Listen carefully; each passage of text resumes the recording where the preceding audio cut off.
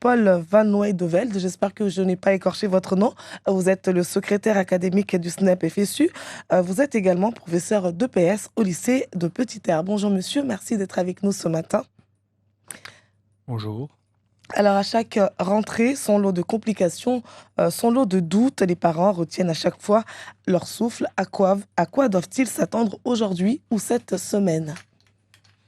Bonjour à tout le monde. Écoutez, on ne sait pas comment va se passer la rentrée là maintenant, mais on avait quand même fait un droit d'alerte auprès de l'administration et dans les communiqués de presse concernant justement une rentrée en difficulté. Donc on ne sait pas si les établissements seront fournis en eau potable. Et aussi, on a un souci là qui se relève plutôt de la dignité, c'est le non-paiement de collègues qui actuellement encore sont en difficulté puisque la régularisation des salaires n'a pas été faite pour certains. On va y venir hein, Mm. du non-paiement des salaires des enseignants, mais on va rester d'abord sur les conséquences peut-être de cette crise de l'eau. Vous le dites dans un communiqué envoyé Oui. le 11 octobre dernier. Votre syndicat, le SNEP FSU, exprime en tout cas, demande la distribution d'un litre d'eau par séance à chaque élève qui se rend en cours d'EPS. Quelle a été la réponse du rectorat? Écoutez, ils proposent 2 litres, ce qui est bien. Mais actuellement, on est dans la situation de promesse. Donc, on ne sait pas comment ça va se passer à la rentrée, puisque le recteur nous a bien entendu, nous a compris. En revanche, nous, on voudrait des actes. Et ces actes-là, on ne sait pas. Au lycée de Petite-Terre, si je prends l'exemple du lycée de Petite-Terre, on nous avait dit que le lycée était sur le chemin de l'eau. Et puis, je crois que c'était le 25 septembre, lors du conseil d'administration, on nous a dit nous ne sommes pas sur le chemin de l'eau. Et juste avant les vacances, le recteur a dit que nous étions sur le chemin de l'eau, mais que nous n'étions pas encore connectés. Donc voilà, en fait, on est dans un flou artistique Donc, vous ne savez pas impressionnant. si pendant les 2 semaines là, de vacances, les travaux ont été Non, réalisés. il n'y a pas eu de communication, on ne nous a pas répondu, donc c'est un petit peu dommage. Et donc on ne sait pas si le lycée sera connecté avec le chemin de l'eau, donc s'il y a de l'eau potable ou pas. Et donc nous, on souhaiterait, en tout cas pour les cours de PS, qu'il y ait au moins 1 litre d'eau par séance, au minimum, à minima. Hein, si le recteur peut nous donner 2 litres, c'est très bien. Après, il y a des établissements qui ont déjà de l'eau potable, donc là, le problème ne se pose pas. Il y a l'eau potable et il y a le sanitaire aussi. Donc nous, on souhaiterait qu'il y ait un minimum d'hygiène aussi pour nos élèves qui sont en transpiration au cours de sport. D'ailleurs, vous venez de le dire, hein, vous ne savez pas encore, vous n'avez pas la certitude si le lycée de Petite-Terre est connecté au chemin de l'eau. Mais si finalement vous apprenez aujourd'hui que les travaux n'ont pas été réalisés, qu'est-ce qui se passe? Alors c'est une bonne question. Il va y avoir une mobilisation, certainement, puisqu'il y a eu une pétition qui avait été signée à la dernière semaine, le vendredi avant les vacances, qui avait été signée par à peu près 50% des professeurs, qui allaient se mettre en mouvement en cas où il n'y a pas d'eau dans l'établissement, ou en tout cas il n'y a pas d'eau potable pour nos élèves. Voilà, donc ça concerne qu'un seul établissement, mais les 3 établissements de Petite-Terre sont quand même concernés par cette situation. Est-ce que votre syndicat, le SNEP FSU, a le sentiment que la réponse du gouvernement, la réponse du rectorat face à la crise hydrique à Mayotte a été efficace? Et non, elle n'est pas efficace parce que on parle de la problématique de l'eau depuis longtemps. Et nous, donc en EPS, on a demandé, c'était en 2016, 2017, on avait déjà alerté en demandant des couvertures d'installations sportives et des points d'eau. Donc là, on se retrouve avec une amplification de la problématique avec cette crise de l'eau potable. Donc voilà, ils n'ont pas répondu à nos demandes. On est un peu, quelque part, je pense qu'ils sont dépassés par les événements et qu'il y a quand même une certaine défaillance des services publics ici sur Mayotte. D'ailleurs, Gérald Darmanin, le ministre de l'Intérieur et des Outre-mer, sera à Mayotte mercredi et jeudi. Est-ce que vous avez des attentes par rapport à cette visite? Écoutez, ils sont déjà venus, hein. On voit les résultats, la violence a continué. Donc, nous, on n'attend rien, en fait. On souhaiterait quand même qu'ils en parlent à Paris, puisque c'est quand même à Paris que ça se décide. C'est quand même pas localement que le recteur peut ou le préfet peut faire bouger les lignes. Donc, c'est peut-être au niveau des ministres, mais est-ce que les ministres sont libres aussi d'intervenir? Ça, nous, on se pose la question, puisque quand même Mayotte est considéré un petit peu comme à part et dont les services publics sont quand même défaillants à tous les niveaux, hospitalier, éducation, santé, à tous les niveaux. Donc c'est un problème pas de M. Darmanin ni de M. Vigier. Je pense que c'est M. Vigier aussi qui vient.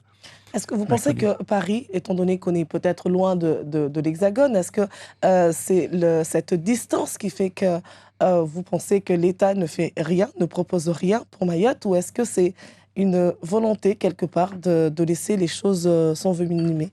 Ça, je vous laisse cette réponse-là. Je ne répondrai pas parce que je ne suis pas à ce niveau-là. Alors, loin, non. Je ne pense pas que c'est la distance.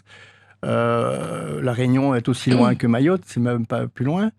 Donc non, c'est vraiment prendre conscience que Mayotte a besoin d'investissements massifs dans les services publics, parce que c'est un cercle vicieux. S'il n'y a pas de services publics, il y a une pénurie de recrutement, il y a une crise de recrutement. Hein. Donc en fait, toutes ces crises s'agrègent à cause d'une défaillance des services publics.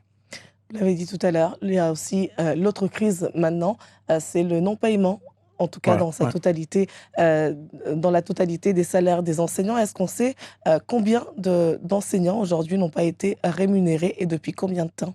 Alors ça, c'est une question qu'on va poser d'ailleurs vendredi au CSA.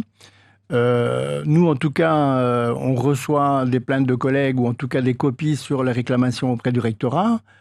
Je ne peux pas vous donner les pourcentages de collègues, mais en tout cas, en termes de régularisation des indemnités, des primes et des salaires, il y en a beaucoup trop. Il y en a beaucoup trop et c'est inacceptable. Est-ce qu'il y en a qui n'ont pas du tout ou c'est juste la moitié? Comment c'est Voilà, ça c'est se juste la passe? moitié. C'est pas payer les heures supplémentaires, ne pas payer les primes. On a des collègues qui étaient à mi-temps annualisés l'année passée, donc payés à 50%, qui sont toujours à 50%, on est au mois d'octobre, qui n'ont pas été régularisés avec leur salaire. Et pourtant, ils ont demandé, pourtant, voilà. Alors le problème, il est très important parce que depuis janvier 2023, le rectorat n'arrive pas à régulariser les salaires pour l'ensemble des collègues. Il y a chaque fois des erreurs. C'est une catastrophe, hein. C'est d'une indignité sans nom. Et on est quand même beaucoup remonté, la plupart des professeurs sont beaucoup remontés sur cette situation-là. Alors on sait que le rectorat fait des efforts au maximum, mais bon, il y a un Est-ce sous-effectif. que c'est un changement de logiciel qui a provoqué ça? C'est ce qu'ils Il me disent. semble. C'est ce qu'ils disent. Il y aurait 2 plateformes logicielles qui ne fonctionnent pas, mais ça, nous, c'est pas une excuse, ça. C'est pas une excuse. Il faut pouvoir payer les gens à l'heure, régulariser les salaires. Ça fait quand même depuis juin qu'on a des problèmes, depuis janvier 2023 qu'on n'a pas eu de régularisation. Voilà. Il y a un sous-effectif. Encore une fois, défaillance des services publics, sous-effectif administratif du rectorat, où on a des personnes qui travaillent pour 180. Il y a 2 personnes qui travaillent pour 180 profs. C'est pas possible, ils peuvent pas. Beaucoup de contractuels également. Alors il y a ce problème, ça c'est moi j'appelle ça la crise du recrutement hein, dans les services publics. C'est-à-dire qu'on est à 55% de contractuels. Enseigner, c'est pas un job, c'est un vrai métier. Et donc là, il y a quand même des difficultés à ce niveau-là. Il y a un problème de formation de la didactique. De la pédagogie, peut-être certains l'ont, certainement, mais alors je ne cherche pas du tout mes collègues contractuels, hein, il y a des très bons contractuels également, mais c'est quand même un métier, donc ça demande une formation en didactique, ça demande une formation en enseignement qu'il n'y a pas. D'ailleurs, on a appris que, c'est ce qu'on entend, que le rectorat, justement, vous le dites vaguement, mais qu'il y a des recrutements d'enseignants qui ne sont pas du tout à la hauteur et sur un territoire où, justement, le niveau scolaire des élèves est très inquiétant. Est-ce qu'on peut se le permettre ou est-ce que ce n'est pas quelque part une volonté manifeste de faire couler le bateau de l'éducation nationale à Mayotte? Alors, je ne pense pas que c'est une volonté, je pense qu'ils sont dépassés par les événements. Tant qu'ils ne mettront pas en première ligne l'indexation des salaires, donc c'est-à-dire une augmentation massive des salaires, il y aura toujours une pénurie de recrutement des professeurs. Les professeurs ne viendront pas.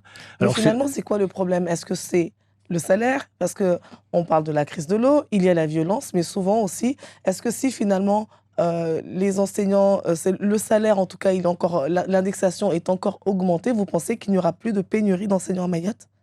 Alors, c'est l'ensemble des services publics. Hein. C'est un ensemble, c'est une agrégation des services publics qu'il faut absolument développer.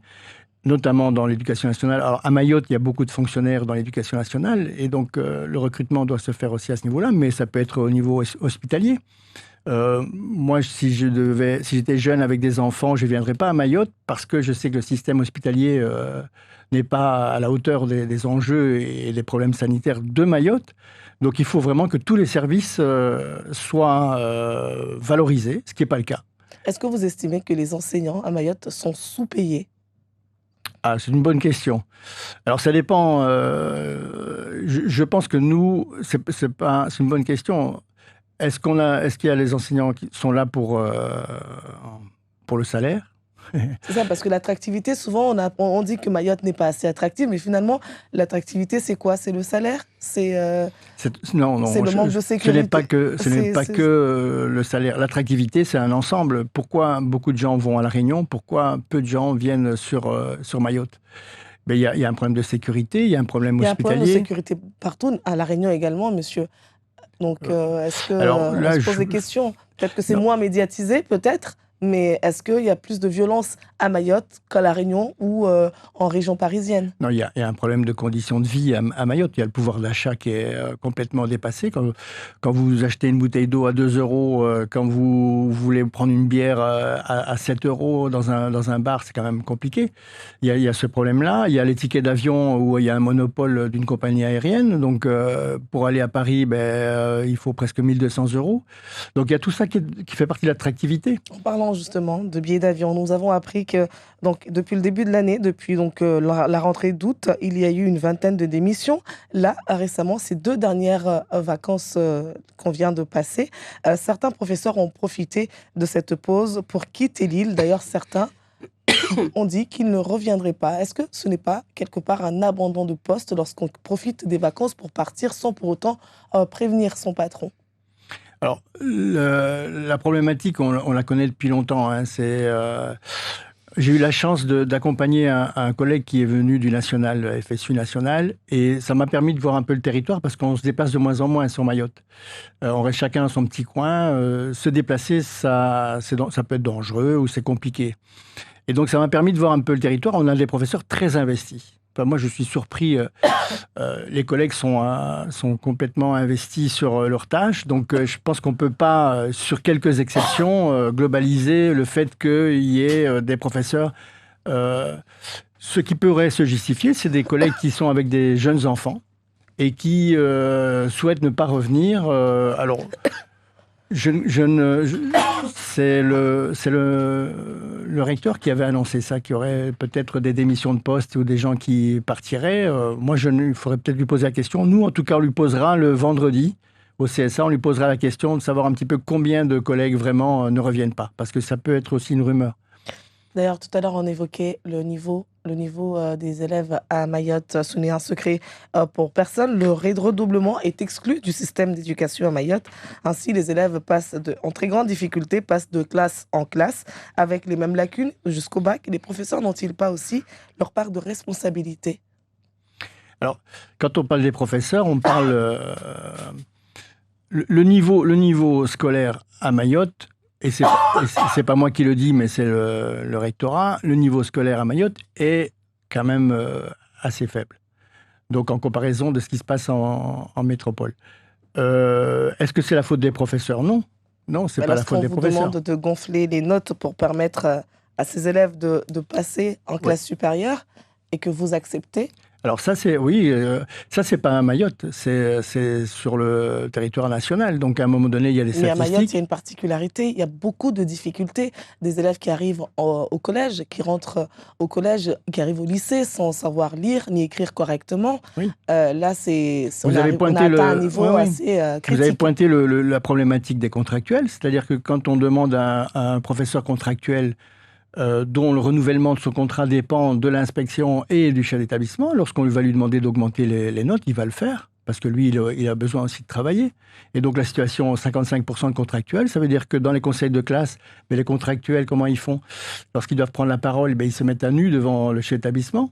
Et donc, il n'a pas intérêt des professeurs médiocres, ça donne des élèves médiocres. C'est pas des professeurs médiocres, c'est des professeurs qui ont qui ont peu de liberté pédagogique. C'est-à-dire que même de plus en plus, hein, on le voit même en métropole avec les réformes, c'est-à-dire qu'on essaye de mettre la main mise sur les professeurs et notamment sur l'évaluation. Est-ce que cela signifie que les enseignants titulaires, eux, ils refusent parfois d'exécuter Oui, certains... oui, moi je connais des professeurs qui ont refusé d'augmenter les notes, mais on est en minorité maintenant. Et donc c'est une difficulté supplémentaire. Il est déjà 7h31. Merci beaucoup, monsieur, d'avoir été avec nous. Je n'ose pas dire votre nom, j'ai pas envie de l'écorcher encore une fois. Merci beaucoup. Je vous en prie.